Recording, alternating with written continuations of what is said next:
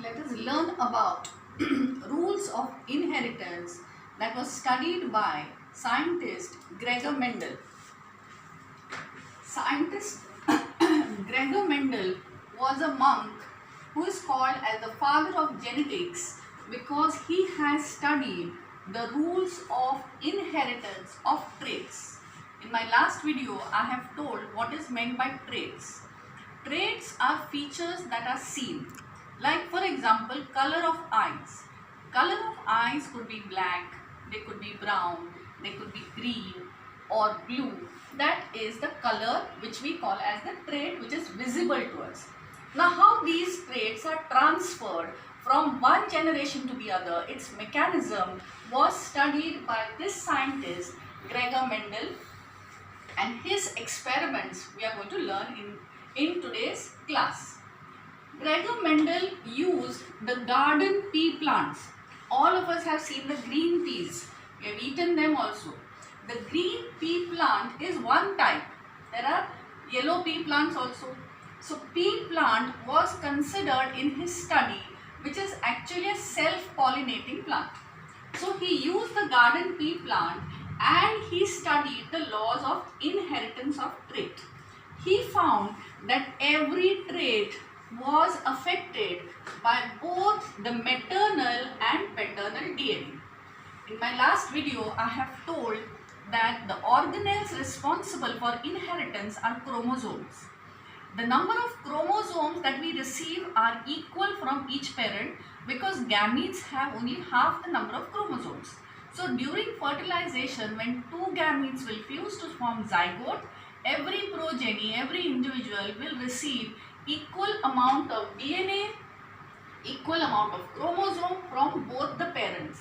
And it is this pair of DNA, pair of genes that will control the trait, which I have explained previously. Now the mechanism, he has taken an experiment and he has explained it, which I am explaining now. The first experiment that he used is called the monohybrid cross. He called it mono because he studied only one trait. He studied only one trait at a time. That means he studied how the height was transferred from one generation to the other, or the color of the flowers. All that he considered only one trait at a time, and the inheritance pattern was studied for 2 generations. That is why the first experiment is called as monohybrid cross. Again cross because the garden pea plant is self-pollinating. But he has manually cross-pollinated the pea plants in his garden, and he has studied that in rules of inheritance. So what he did was, he took tall pea plant and short pea plant. That means in his first experiment, he is considering the trait height. In pea plants, the plants could be either tall or it could be short.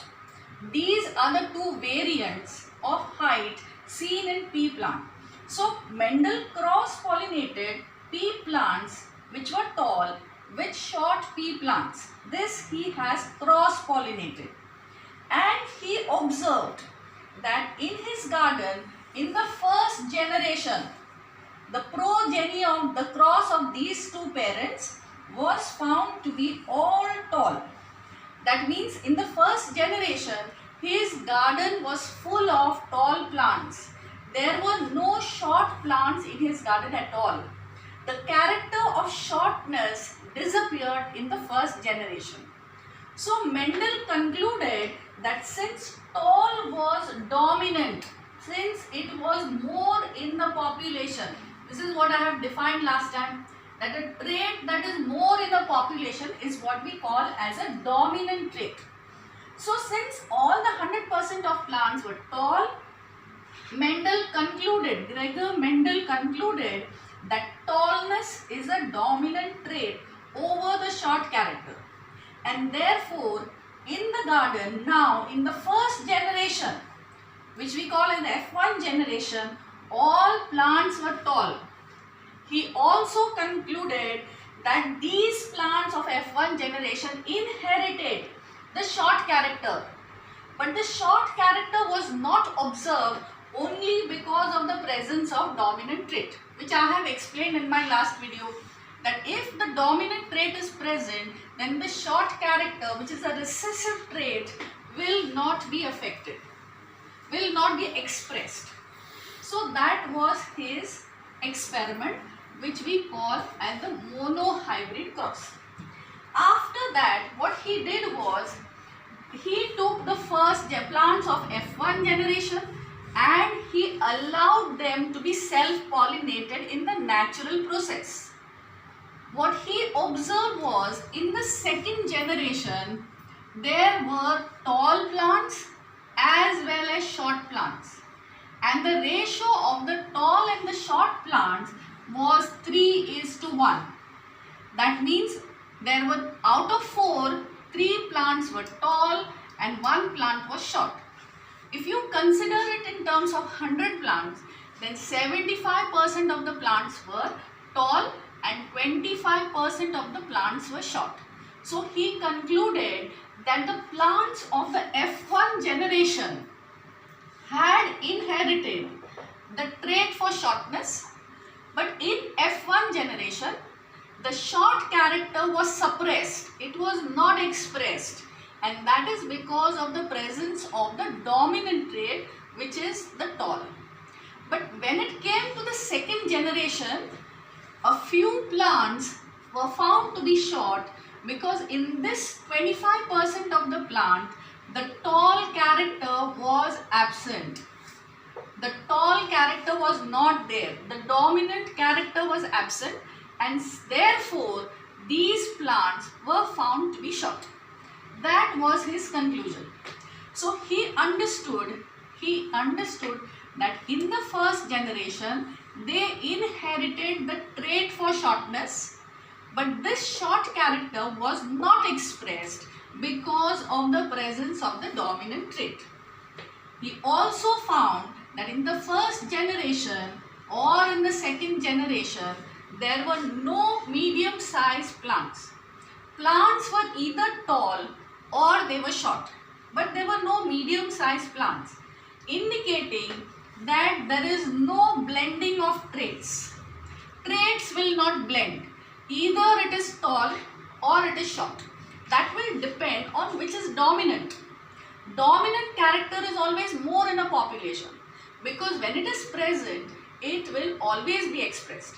Recessive character will be less because it is expressed only when the dominant character is not there.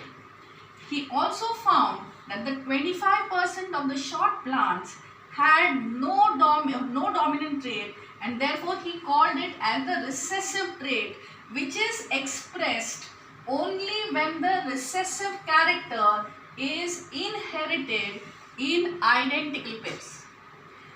Now this experiment, which I have written in words, I will explain with the help of a flow chart, and that makes this experiment very easy to understand. So before I explain the law of dominance, I will draw a flow chart and explain his first experiment on monohybrid cross. In this particular experiment, he has considered height as character. And as I have told, there are two variations in height. There are the tall plants and the short plants. So what Gregor Mendel did was, he cross-pollinated tall plants with short plants. Now remember, the pea plants are self-pollinated, so they will have the gene in identical pairs. In my last video, I have told that every trait is controlled by a pair of genes. We have understood that tallness is a dominant trait, so we will choose one alphabet for tallness and for height. And that alphabet for height that we are considering is T. Now T can be small, it could be capital. We will choose the capital T for the dominant trait, and we will choose small t for the recessive trait. Because it is recessive, we will write small t. But a pair of genes will control the trait, so we will will write small t twice. This is tall. Tall we are representing with capital T. Always there is a pair of gene that will control a trait. So we will write it as 2 T's capital, 2 T's small. So these were the original parents that Gregor Mendel started with. Now we will write the gametes of these plants because it is sexually reproducing. We have studied in the chapter of how do organisms reproduce that the gametes will always have half the number of chromosomes. Here we have written 2 T's. So in the gametes we will write only 1 T. Remember, this is monohybrid cross. For the short character we will choose small t and we will write only 1 because gametes have only half the number of chromosomes that are present in the parent. During fertilization, these gametes will fuse and it will produce a zygote which we call as the first generation. When these two gametes fuse, then the progeny, the zygote will have both capital T and small t inherited from each parent. This is what we call as genotype. In my last video I have told genotype means genetic combination. So the zygote of the first generation or the progeny of the first generation or the plants of the first generation will have information for both tallness as well as for short character. We have understood that tall is dominant. The tall dominant trait is inherited by this particular plants. So therefore, we are going to see only tall plants. This is what is called as phenotype. That is the character expressed. In Mendel's experiment, we say short character disappeared in the first generation. And we said that it came back in the second generation. It was seen in the second generation because this progeny of the first generation inherited the chromosome, the gene for the short character. So the shortness was inherited, but it was not expressed only because of the dominant trait that was inherited by these plants.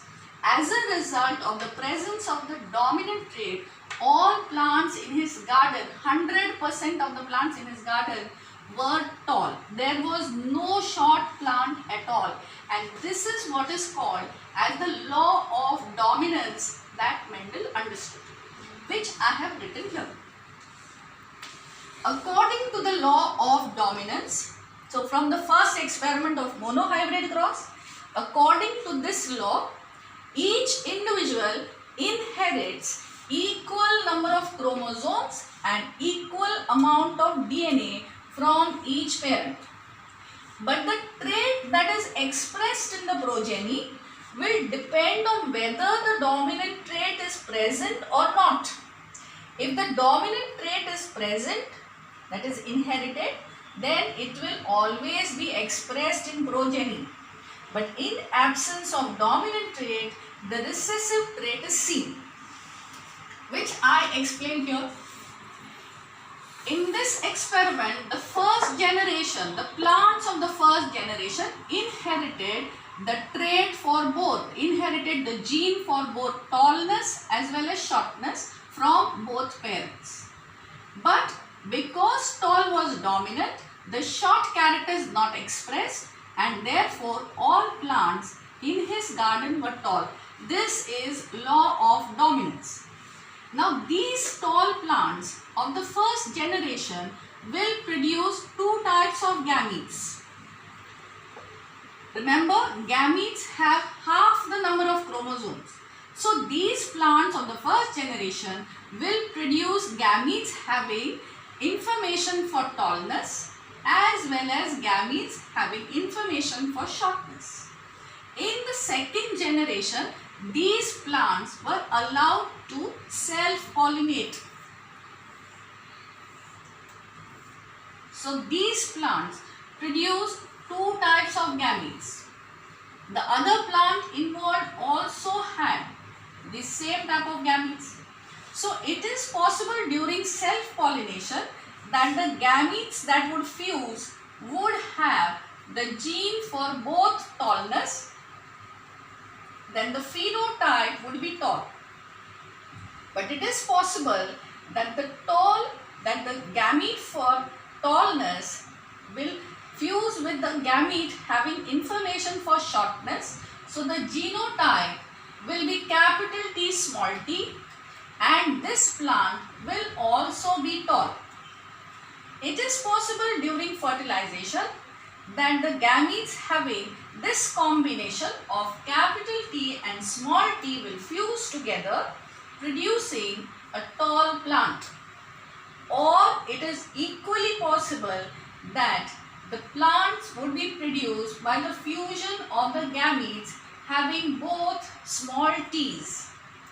In this particular individual, since the character for tallness is absent, these plants will be short.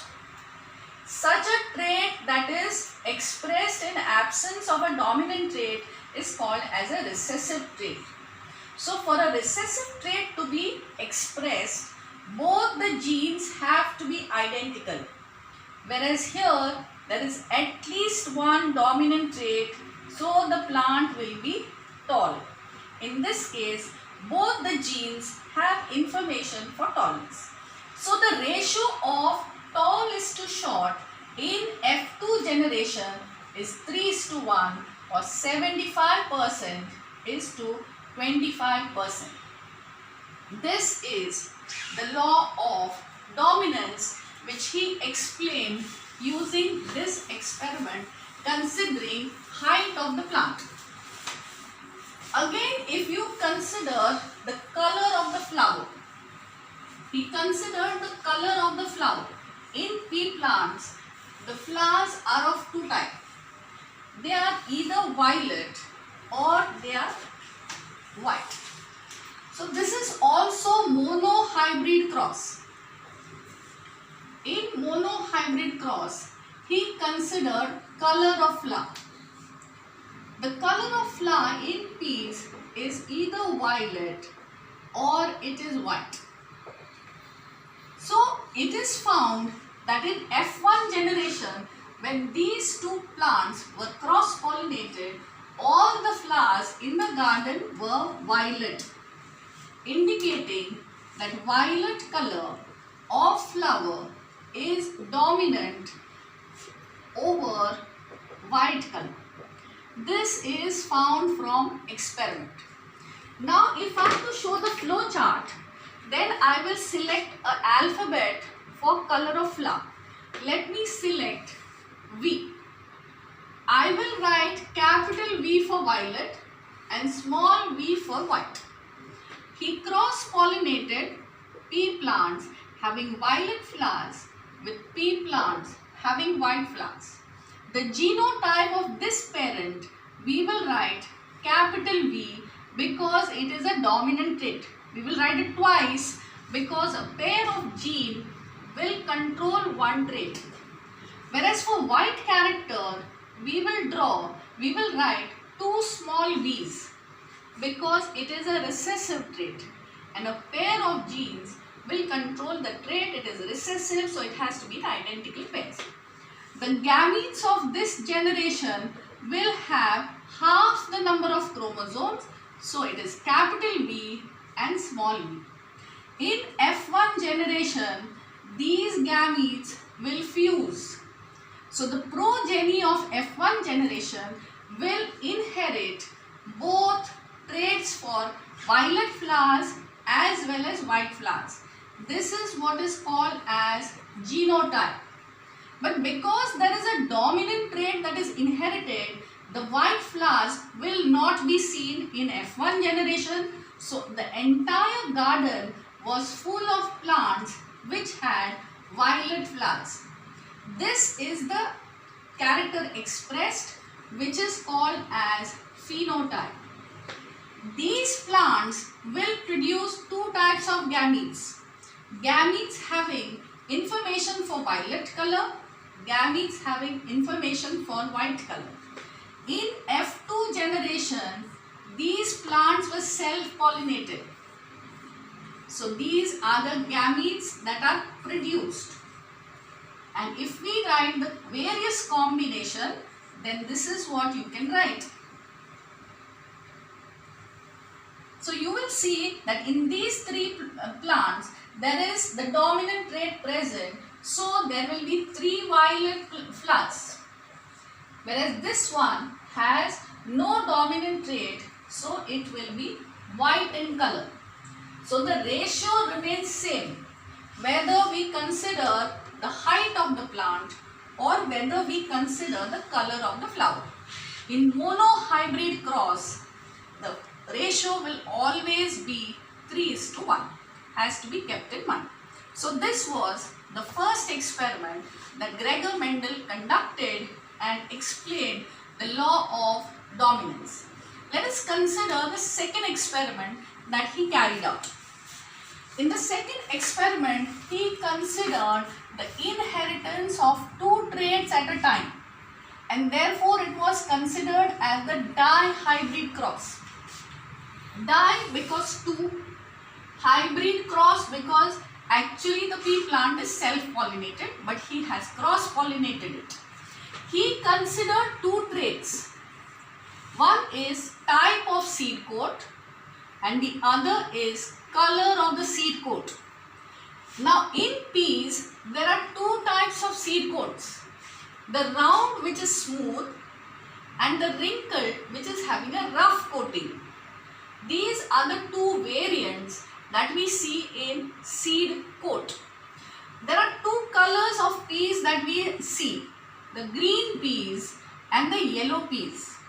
So in his experiment, Gregor Mendel cross-pollinated plants bearing round green seeds. So round is the nature of the seed coat, green is the color of the seed coat that he has taken. And he cross-pollinated it with pea plants having wrinkled yellow seeds.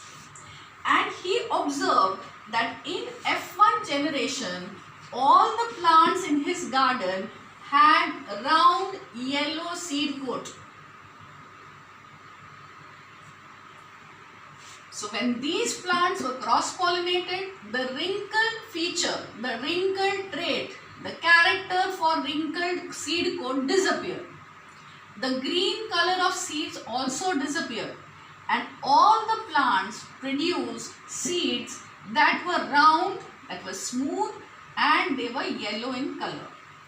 This indicated that round is dominant over wrinkled and yellow color is dominant over green. After that, as usual, the F1 progeny was self-pollinated and he observed the features in F2 generation. Now let me explain this with the help of flowchart. Let us consider the parents that he has considered. He has taken pea plants having round green seed coat and cross-pollinated it with pea plants having wrinkled yellow seed coat. Now he has considered 2 characters at a time. So here we have to choose an alphabet. We have understood that the first generation is going to have round seed coat. So round is dominant. So we will consider R for seed coat. So seed coat, we will take R, which could be capital, it could be small. Round is dominant, so we will write R 2 times capital. Among the color, in the first generation, all the seeds were yellow in color. That means yellow is dominant, so I will choose Y, and small y I will choose for green. Remember, alphabet has to remain same. For dominant we will use capital, for recessive we will use small letter. So for green I will write 2 times y. For wrinkled I will write R small twice, and for yellow, which is dominant, I will write capital Y 2 times. So this is the choice of alphabets Choice of alphabets could be anything. You can choose whatever alphabet. You can choose A, B, C, D. But I have chosen R and Y so that it is easy to understand. Now we will write the gametes of these plants. Remember, gametes will have only half the number of chromosomes, so it will have two chromosomes. One representing the type of seed coat, one representing the color. So we will write R capital and small y. Here we will write R small and capital Y. In the F1 generation, these gametes will fuse. And when they fuse, we will have a genotype of capital R, small r. We will have capital Y and small y. This is the genotype of the plants in F1 generation. If you look at this genotype, there is capital R. That means the seeds will be round. Although small r is there, it is a recessive trait. So it is not being expressed. So all seeds will be round. In this genotype, you will see that is one capital Y, indicating that these seeds will have yellow color. The green color is not expressed because yellow is dominant over green. So 100% all plants in his garden produce seeds that were round and yellow. A very interesting thing that you have to notice here is, if you look at the phenotype of the parents, then it is round green. The phenotype of the other parent is wrinkled yellow. Neither of them have round yellow seeds. This is what is called as variation. This was not there in the parents at all. In the progeny, you have seen a totally new trait which was not there in pea plants earlier. So sexually reproducing organisms produce more variation because during gamete formation, the chromosomes will separate out, and that was the law of segregation that Gregor Mendel put forth from this experiment of dihybrid cross. According to this law, it is not necessary that round should always come with green. Round can come with yellow also. Wrinkle can come with green. So according to this law, the chromosomes are segregated. Segregated means separated during gamete formation independently.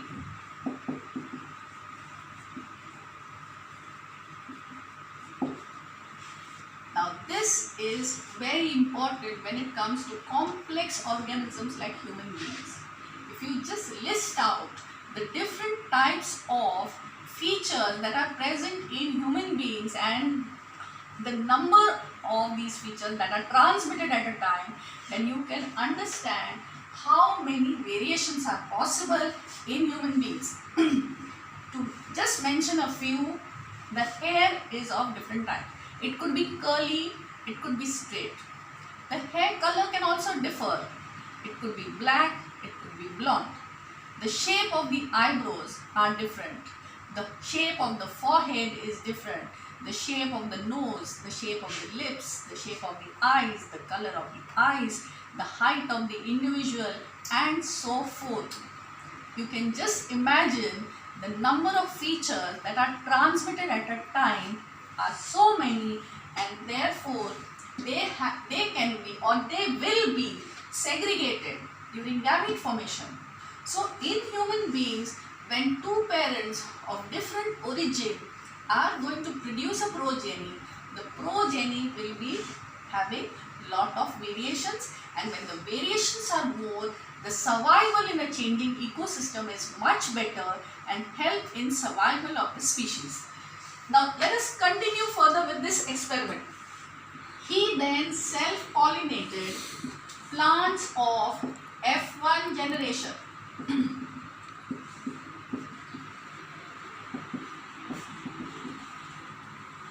Then all of you can guess, in how many features will be seen. Then the one that is dominant will be large in number. The dominant trait is round yellow. So we will have large number of plants producing round yellow seeds. Along with this, we will see the characters that were present in the original parents. That is round green. This was also seen. The wrinkled yellow which was present in the original parents also came back in F2 generation. And along with this, another new trait was seen, and that was wrinkled green. So you will see again this is a new feature, and this is because of the law of segregation, that during gamete formation the chromosomes will be segregated independently. It is not necessary that round should always come with green or round should come with yellow, and the wrinkled and the yellow together, like in parents wrinkle can come with green also.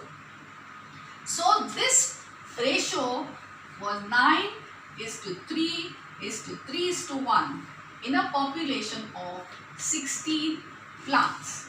This was the dihybrid ratio which Mendel showed with two characters considered at a time, and that was his dihybrid cross.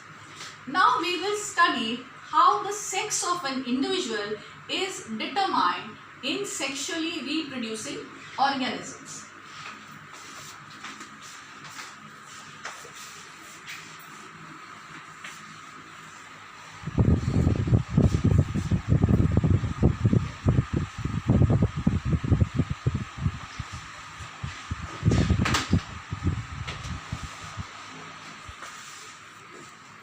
Study about sex determination in sexually reproducing organisms.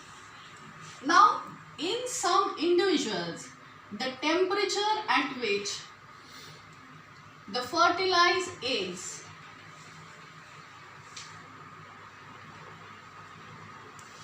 are kept will decide the sex of progeny. That means the environmental factor is going to decide the sex of the progeny. In snails, they can change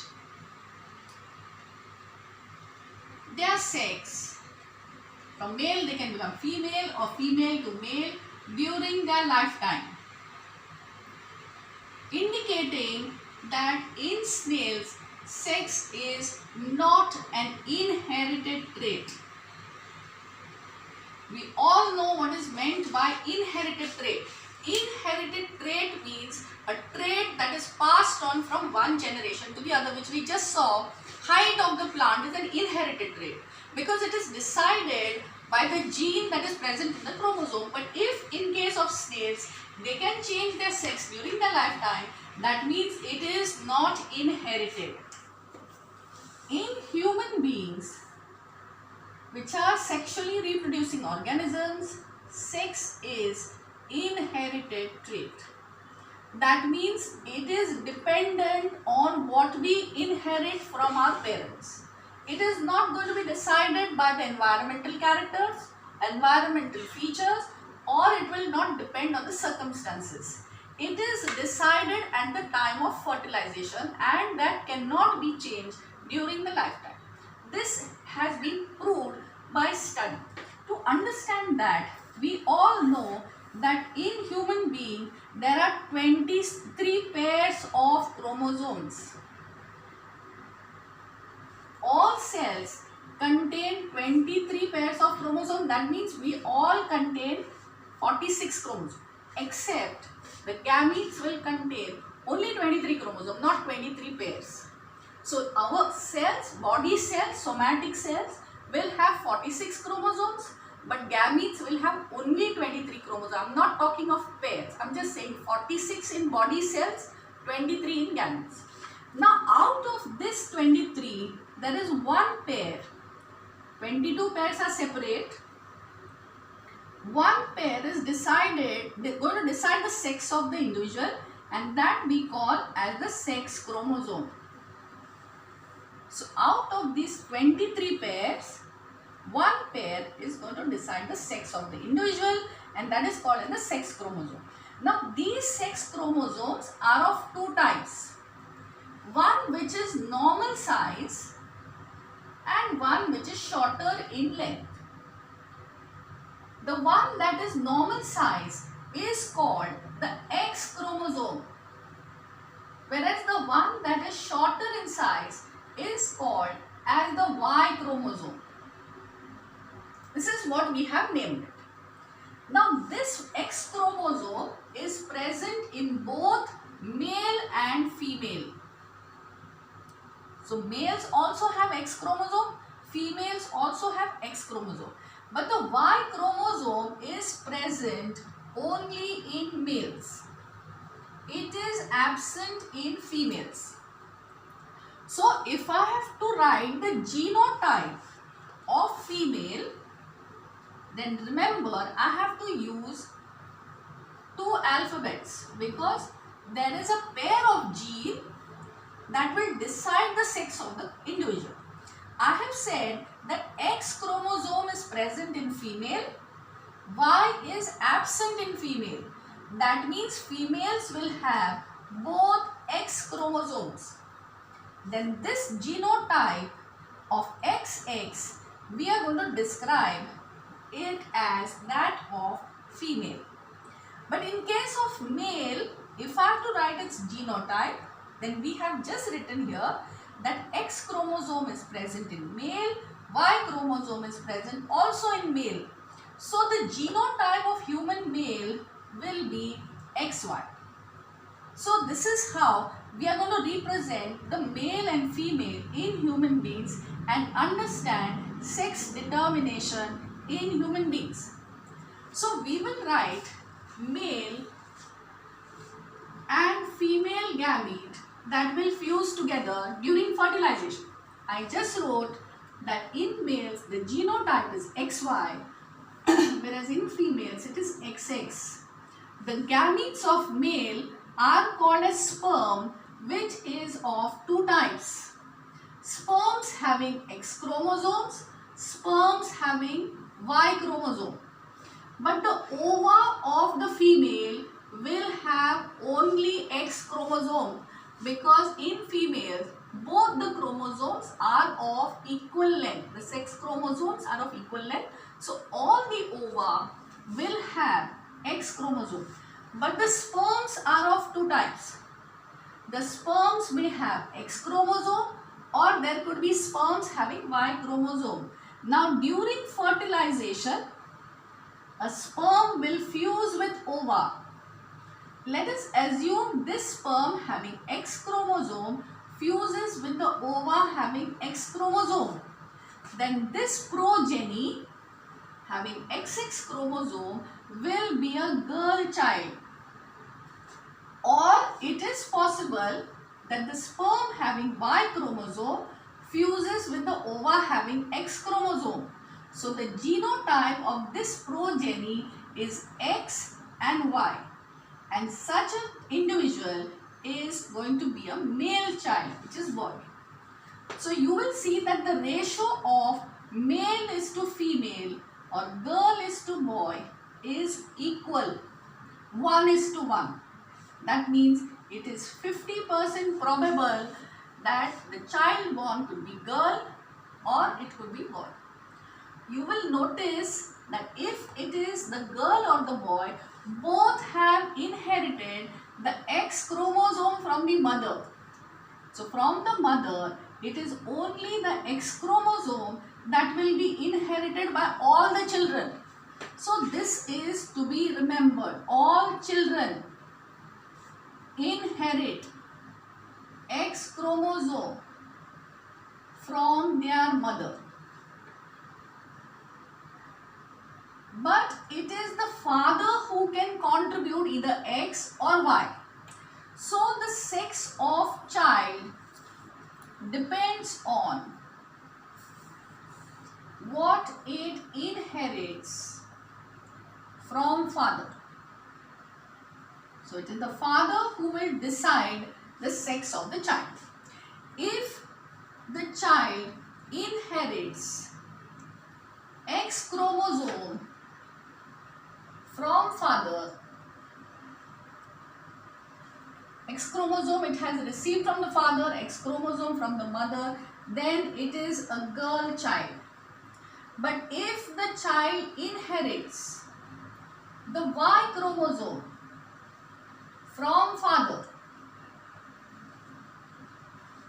then it will have X from the mother and Y chromosome from the father, and that child will be a male child.